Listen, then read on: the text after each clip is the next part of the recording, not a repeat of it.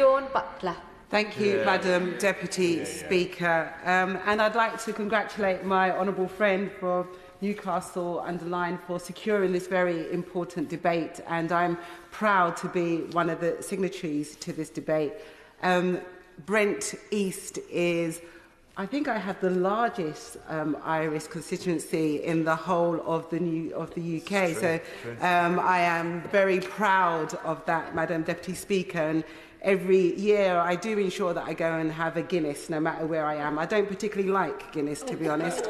I know. I once, when I was in Ireland, asked for blackcurrant in my Guinness, and they wanted to throw me out of the pub. It was like a cardinal sin. So I learnt my lesson there. I also actually found out the Kilkenny Castle. I think that I own a little part of that, maybe, being from the Butler family. So I do hope if anybody's watching this debate and they want me to claim part of Kilkenny Castle, I'll happily come along and do that.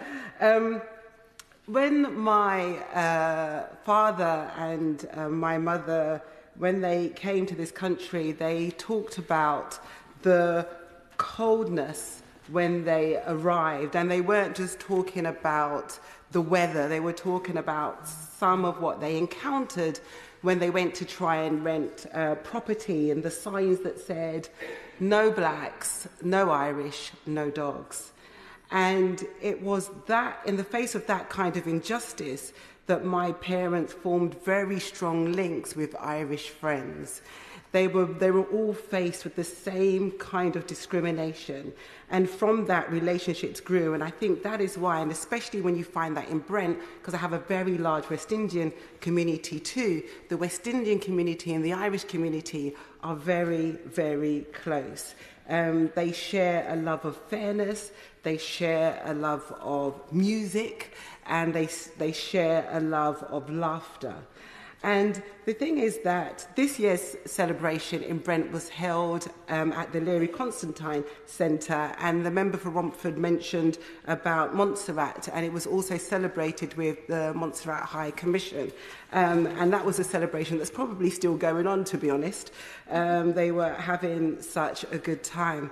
But it does show you that unity is strength, and when we are the majority, then those people that seek to divide us with whatever rhetoric they care to use, then they cannot win. And it's important that we stand together.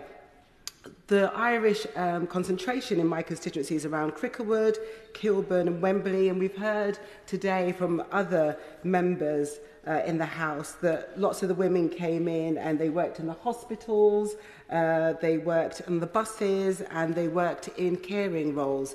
And there was no difference to the constituents of mine in Brent. And the men, a lot of them worked in the construction industry. And in Brent, we have one of the largest merchants, MP Morgan's. They're one of the largest in the world. They've been going for 50 years with the founder, Mick Moran. And it's a very successful business of which I am very, very proud. We've also got other Irish people in Brent that make us very proud. Colin Maloney, who was there last week at the celebration, he was our Brent first Irish mayor, and boy, did we have a good time when he was mayor. He's the only mayor that I think, I kind of found it a little bit hard keeping up with. Then we've got Mike McGing, he's the Brent Irish Advisory Director. We've got the Irish World newspaper that is actually based in my constituency of Brent. I've been there for many, many years.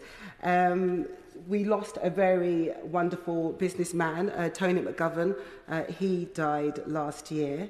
And we had a nice visit last year from Ireland's former female president, Mary Robinson. She came to Brent. Brent is literally, if you haven't got it by now, the place to be. And our next mayor will be one of our youngest mayors. He's also proud and Irish, Ryan Hack. And I'll say, Madam Deputy Speaker, some of my best memories, especially sort of in the trade union movement, is singing Irish songs that last forever and ever and ever, like for hours. But it's one of the most beautiful things, like singing an Irish folk song to the wee hours of the morning. And one of my mentors, Mary Turner, was an Irish dinner lady in the GMB.